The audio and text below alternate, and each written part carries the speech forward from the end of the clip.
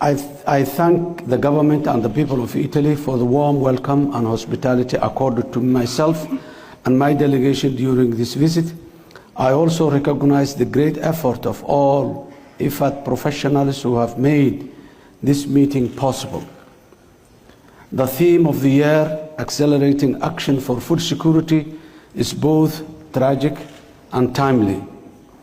It is tragic because in this day and age, when our world is richer, more technologically advanced than it has ever been in human history, the United Nations 2022 edition of the State of Food Security and Nutrition in the World report shows that the number of hungry people was rising to as many as 828 million in 2021.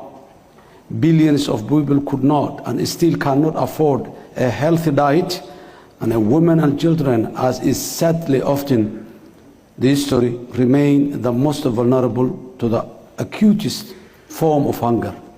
I am truly tired of these terrible statistics and painful stories, and my government is determined to do something about it in Somalia. This is why I feel very strongly that this IFAD meeting is timely, as it must re-energize and refocus our passion and determination to turn the tide sustainably against the unnecessary hunger once and for all, despite all the challenges that exist today. In Somalia, we are taking food security very, very seriously.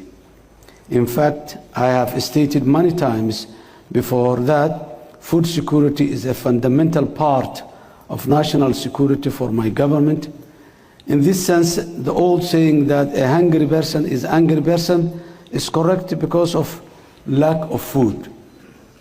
Hunger and deterioration of the conditions to make agriculture a viable economic opportunity, like in the past, has played a major role in the prolonged local conflict and spurred on international terrorist group Al-Shabaab to create spaces for which they control, radicalize, and subjugate parts of our rural population, particularly the young people. We are now responding fiercely with successful military offensive, which is liberating most of these territories from the terrorist group. But we have the challenge of rebuilding a hopeful future for a truly resilient and deserving people with a strong, innovative agricultural base to address insecurity, food insecurity, and sustainable development. Excellencies, ladies and gentlemen, accelerating action for food security is central to the survival and prosperity of the world in the 21st century. The war in Ukraine has very painfully illustrated that food security is an international challenge with complex global supply chain with regional concentrations. For nations like Somalia and most other nations which import most of their key food items must adapt to survive and feed their population going forward. In Somalia, over half of our population is food insecure today. And this includes the most vulnerable in our society, including women and children. As the fourth consecutive rainy season failed, many rural communities lost their livelihoods. Food prices increased and the drought-induced humanitarian crisis worsened. While we still need emergency humanitarian assistance to avert the worst of the drought and hunger today, I strongly believe that in Somalia we can be food secure in the future. Somalia has abundant land and agricultural opportunities within our own territory, and with a young population and a history of agricultural production, which is almost 65% of our economy at present. We have real opportunity to make food security a genuine reality in the ground. Food security as an overarching policy goal complements our government's wider vision of a strong, united and progressive Somalia, and a progressive Somalia at peace with itself and with the rest of the world. All our major policy priorities today, whether it is security, economic reform and recovery, basic public service delivery and job creation, can all be achieved through and with the agricultural reforms and investment that we are pursuing. Ambition is a good starting point to accelerate action for food security, but we realize that action must follow quickly to capitalize on the national and global momentum.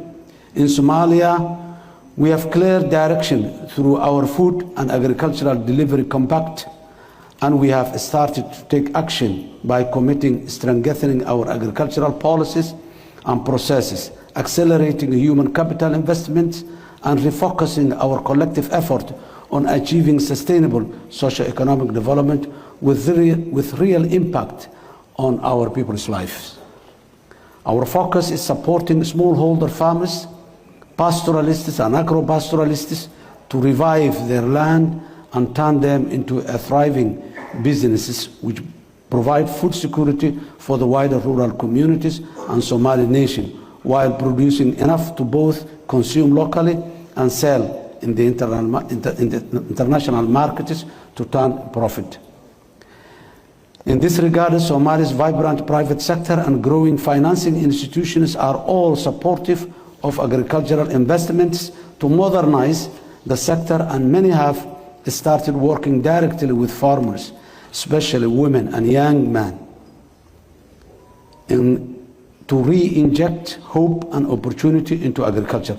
We are also actively encouraging all our bilateral and multilateral partners, including IFAD, to support us in reviving agriculture for food security, peace, jobs, and prosperity.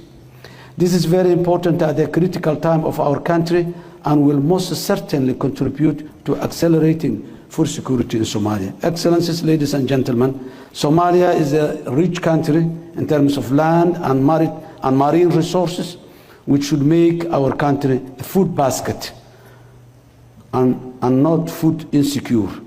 However, our major obstacles to achieve food security have been three major things: conflict, climate, and sustainable national debt and arrears.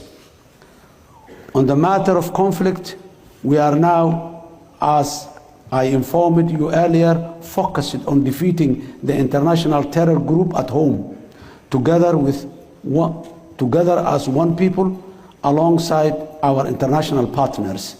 The Somali people have answered our government's call to stand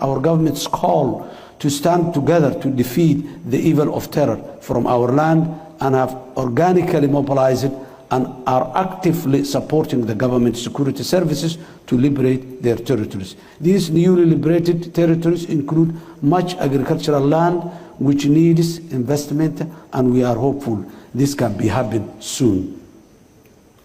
The reasons for our optimism are many, but at the forefront is that we are progressing steadily through our debt relief program and hope to reach the completion point of the World Bank and IMF highly indebted poor countries initiative by the end of this year. We hope that this will unleash a greater number of national and international potential resources to invest in our food security, and this will help our government accelerate the push through real tangible investment alongside all our partners, including our friends IFAD. Climate change is a real challenge in Somalia, and we need to put in place mitigation and adaptation measures that help us all to overcome the recurrent climate-induced crisis and shocks, including better water resources management, floods management systems, and soil erosion. We have, for the first time, created the Ministry of Environment in Somalia to lead in these key areas, and this is evidence of how seriously we are taking the need to address this existential threat to our fragile food system and whole way of our life. Excellencies, ladies and gentlemen, I'm glad to say that Somalia's arrears with IFAD are now cleared, thanks to the generous and timely support of the governments of Germany, Belgium, Netherlands, and Italy. I say thank you very much.